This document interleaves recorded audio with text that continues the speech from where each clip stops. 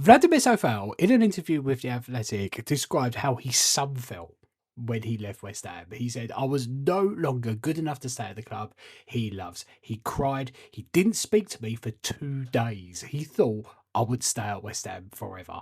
I felt it was my fault. And as a dad, I really do feel for Vlad there because it is clear that his kid loves West Ham, absolutely loves West Ham. He was part of the West Ham United Academy. He joined, I think it was May this year, thinking that he was going to be playing football for West Ham for many, many years. But then he was let go and he had to move to Germany. So his kid must have been devastated. And he spoke about all this in an interview with The Athletic, where he spoke about not only how his kid felt about leaving West Ham, but him as well, and how it went down. And personally, I do think that it is a little bit unfair. And this is what he said. Potter told me the club wouldn't be extending my contract. I asked him why, and he said it was a club decision. It was very disappointing. Our conversation lasted about 30 seconds. 5 years at the club for 30 seconds. I FaceTimed my wife and son, and we were emotional. Honestly, I thought I was going to retire at West Ham. If they'd extended my contract by 2 years, or even given me a 1-year deal with an option of a further year, I would have happily accepted it. I had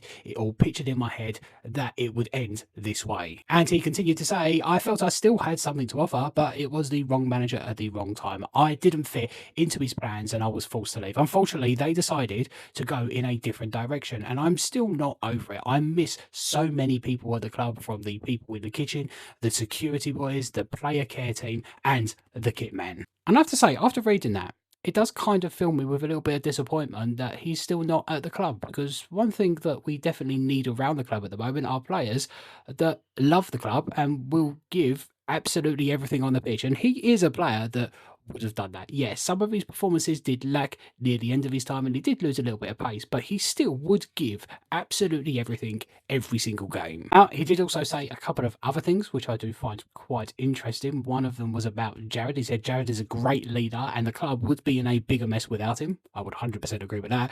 But it's difficult to lead a team as an offensive player. Again, that is something that I do agree with. If Jared wants to shout at someone, he could be on the other side of the pitch, which makes it harder. Now, I don't think that Vlad is criticising Bowen here. I think he's just highlighting the issues of having an offensive player as captain. And what he says here, I do agree with. But that does not mean that I don't think Bowen has been a great captain and he will continue to be so. I don't. I just happen to agree with what Vlad says here. Anyway, Vlad also says something about the training ground, which I think is hilarious. He said, we have an unbelievable training ground at Hoffenheim, and it's not even possible to compare it to West Ham. I wish they have a training ground like this one day. They need and deserve it. Little dig at the owners there, possibly?